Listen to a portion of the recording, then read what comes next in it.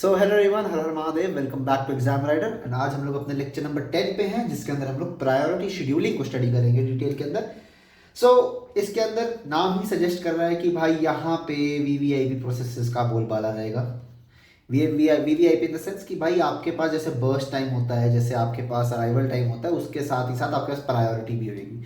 तो भाई प्रायोरिटी के बेसिस पे हम लोगों को डिसाइड करना पड़ेगा कि पहले कौन जाएगा। Okay, each process is assigned a priority number, बहुत बढ़िया। CPU is given to highest priority process, बहुत बढ़िया। अब यहाँ पे प्रियम्पटिव भी रहता है और कभी कभी ये नॉन प्रियम्पटिव भी हो सकता है। ठीक है जी, दोनों को हम लोग बढ़िया तरीके से स्टडी करेंगे, ठीक है ना। सो यहाँ पे जस्ट अ सेकेंड, अरे भाई साहब क्या हो गया। ओके, सो यहाँ पे भाई हमें टेबल के अंदर as per my table, as per your table जो हमें है, उसके अंदर भाई हमारे पास smaller number will give a higher priority. ठीक है जी, ये चीज आपको क्वेश्चन में मेंशन होगी कि भाई आपको स्मॉलर नंबर दिया हुआ है या फिर स्मॉलर नंबर की ज्यादा प्रायोरिटी है या फिर ग्रेटर नंबर की ज्यादा प्रायोरिटी है। तो ये चीज ये आपको क्वेश्चन में हमेशा गिवन रहेगी, ठीक है ना। ऑलराइट, तो एक बार ये काम करते हैं, इस वेरी इंपॉर्टेंट के पीछे कुछ चीजें हैं वो हम बाद में स्टडी करेंगे, पहले हम इस क्वेश्चन को सॉल्व कर लेते हैं, ठीक है ना। अभी हम ये मान के चलते हैं कि this is a pre-emptive process. अगर आपको कुछ नहीं दिया हुआ तो आपने मान के चलना है कि ये प्रीएम्प्टिव है, ठीक है। अब यहां पे सबसे पहले तो फटाफट एक गैंट चार्ट बना लेते हैं, ठीक है। जीरो पे चेक करते हैं कौन है। जीरो पे तो एक ही प्रोसेस है, तो क्या तुम उसकी प्रायोरिटी चेक करोगे? नहीं करोगे, तुम कहोगे फटाफट P1 आ जाओ, ठीक है। अब P1 कब तक चलेगा? P1 ने 1 तक चला सिर्फ, ठीक है। यहां आ गया P1 1 पे। ये दो प्रोसेस थे, ये दो प्रोसेस थे, ठीक है, 1 के ऊपर। तो आप सिंपली ये कह सकते हो कि भाई जिसका स्मॉल नंबर है उसका ज्यादा प्रायोरिटी दो, ठीक है ना। तो इसके अंदर हमें यही जीतेगा, ऑफ कोर्स ही बात है। तो भाई 1 से 2 भी P1 चलेगा। अब ये ना बड़ी बेसिक सी अंडरस्टैंडिंग के लिए मैं इसको थोड़ा फास्ट कर देता हूँ कि भाई मुझे दिख रहा है कि भाई इन 4 प्रोसेस में भाई इसकी प्रायोरिटी हमेशा सबसे कम है, तो भाई ये सबसे हाई प्रायोरिटी वाला प्रोसेस है ऑल टाइम, जब तक ये खत्म नहीं होगा। तो सिंपल सी बात है कि भाई इसको प्रियम्प्ट करना इसको प्रियम्प्ट करना किसी के बस की बात नहीं है। तो सिंपल सी बात है, क्या मैं पूरा 5 तक इसको P2 तक चला सकता हूँ? P1 को चला सकता हूँ, बिल्कुल सही चला सकता हूँ। अब भाई 20 30 40 ये तीनों प्रोसेस आ चुके हैं, ठीक है। मैं बर्स्ट टाइम नहीं देखूंगा, क्यों नहीं देखूंगा? क्योंकि भाई मेरे को बर्स्ट टाइम नहीं देखना, मेरे को सिंपल देखना है कि भाई कौन सा पहले आया, मतलब सॉरी कौन किसकी प्रायोरिटी ज्यादा है, ठीक है ना।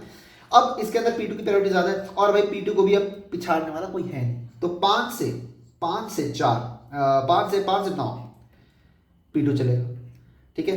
अब P3 चलेगा, बर्स्ट टाइम 2 है तो 9 से 11 ये चलेगा P3। P4 जो है वो 11 से 12 चलेगा, दैट इज P4, ठीक है। खत्म हो गई बात खत्म हो गई।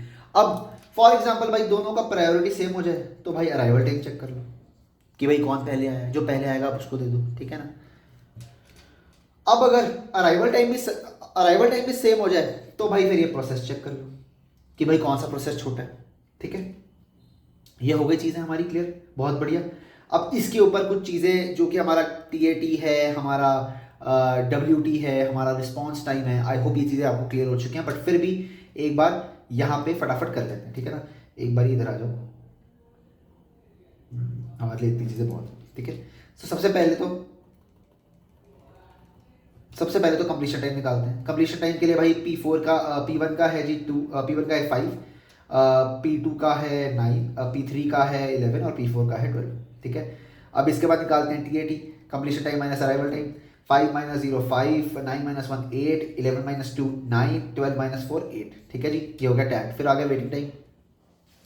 वेटिंग टाइम होता है भाई TAT से बर्स्ट टाइम माइनस कर दो। इसने वेटिंग कुछ करी नहीं, इसने 4 सेकंड वेट किया, 4 यूनिट वेट किया, इसने 7 यूनिट्स वेट किया, इसने 8 माइनस 1 7 यूनिट्स वेट किया, ठीक है जी। वेटिंग टाइम में निकल गया है। वेटिंग टाइम के बाद हमने क्या निकालना होता है? Response time. रिस्पॉन्स टाइम होता है भाई, रिस्पॉन्स टाइम अब यहाँ निकालते हैं। तो भाई रिस्पॉन्स टाइम के लिए हमें सबसे पहले CPU के फर्स्ट पॉइंट ऑफ इंट्रैक्शन पे देखना पड़ेगा। तो भाई P1 को तो 0 पे इंट्रैक्शन हुई थी और फर्स्ट पॉइंट ऑफ इंट्रैक्शन से उसके अराइवल टाइम को माइनस कर देंगे, तो 0 माइनस 0 तो 0 हो जाएगा। P2 को फर्स्ट टाइम इंट्रैक्शन मिली 5 पे, 5 माइनस और वो अराइव कितने पे हुआ था? 1 पे हुआ था, तो भाई 5 माइनस ये 4 हो जाएगा। P3 को मिली थी 9 पे, 9 माइनस 2 हो जाएगा 7 और P4 को 11 माइनस 4 मिली थी विच इज 7 अगेन, ठीक है जी। तो ये हो गया। सर आपने तो एक चीज़ बताई थी कि भाई नॉन प्रिएम्प्टिव में वेटिंग टाइम और रिस्पॉन्स टाइम सेम होता है, यहाँ पे भी सेम हो गया, पर ये तो प्रिएम्प्टिव था।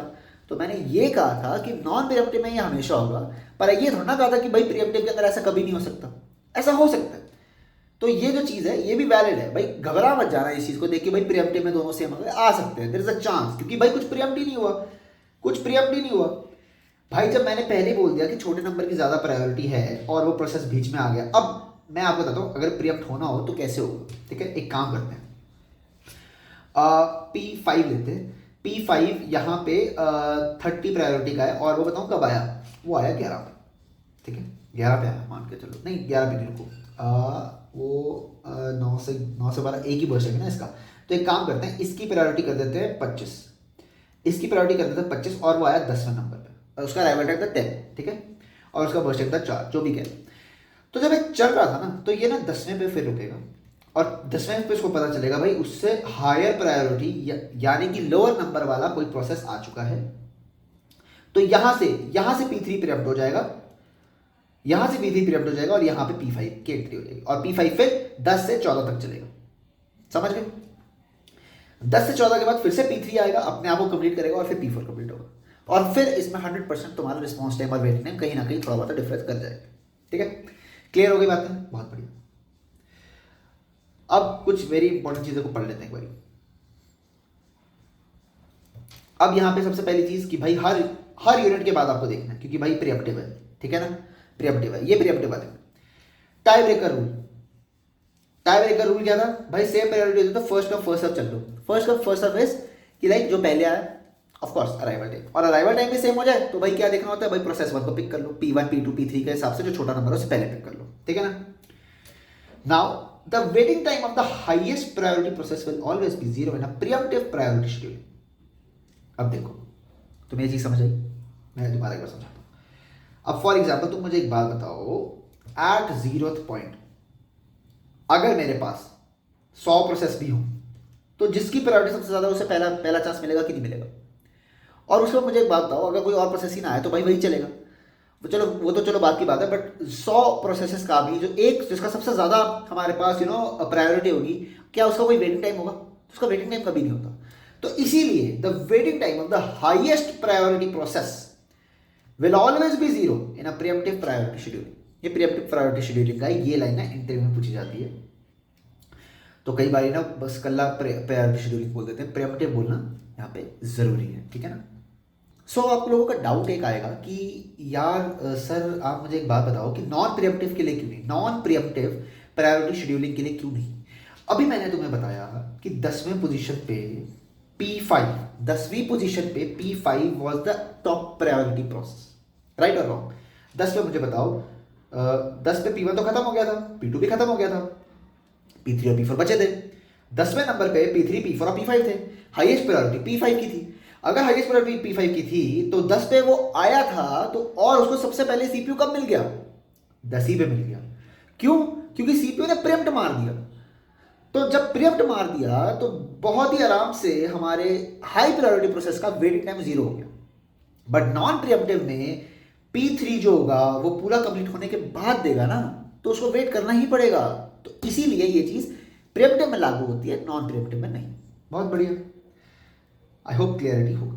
अब कुछ एडवांटेज और डिसएडवांटेजेस पढ़ लेते हैं फटाफट कि भाई रियल टाइम सिस्टम्स के लिए ना बहुत ज़्यादा काबिलियत रखता है ये। ठीक है जी, अपना प्रायोरिटी शेड्यूलिंग बहुत, क्योंकि भाई देखो रियल टाइम में तुम्हारे पास होते हैं, जैसे अब ना मैं तुम्हें बताता हूँ, लाइक फॉर एग्जांपल अगर तुम ना अगर तुम क्या कहते हैं अपना खोलते हो, अपना ब्राउजर खोलते हो, उसमें तुम वेब व्हाट्सएप खोलते हो, ठीक है, या कोई हैवी एल्गोरिथम खोलते हो, तो भाई उसमें सीपीयू के रिसोर्स ज़्यादा देते हो तुम उसके अंदर। ठीक है, क्योंकि उनके चलने की भी रिक्वायरमेंट ज़्यादा है। और कभी कभी तुम ये भी देखते हो कि लाइक तुमने कोई विंडो तुम चला रहे हो, तुम्हारी जो बैक विंडो है वो लाइट हो जाती है, वो उसके अंदर जो प्रोसेस है वो धीमा हो जाता है, क्योंकि भाई तुम्हारी प्रायोरिटी इसके ऊपर ज़्यादा है, तुम इसके ऊपर ज़्यादा वर्क कर रहे हो।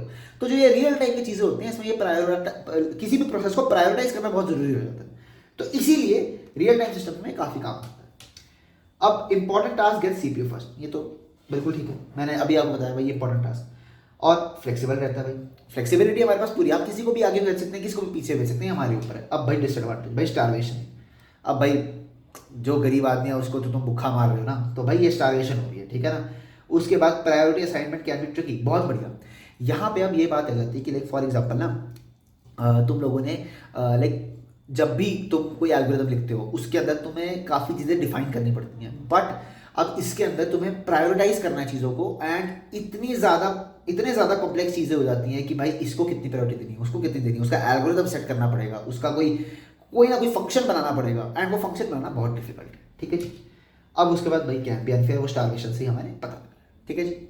एडवांटेज डिसएडवांटेज दोनों खत्म हो गए, बहुत बढ़िया। इसके साथ ही हमारा प्रायोरिटी शेड्यूलिंग खत्म होता है। इसके हम 2 क्वेश्चन लगाएंगे, एक हम लगाएंगे नॉन प्रिएम्प्टिव, एक हम लगाएंगे प्रिएम्प्टिव नेक्स्ट वीडियो के अंदर, उससे आपको सारी क्लैरिटी हो जाएगी। Okay, so I hope you would have like this video. Thank you very much for watching this video. हर हर महादेव।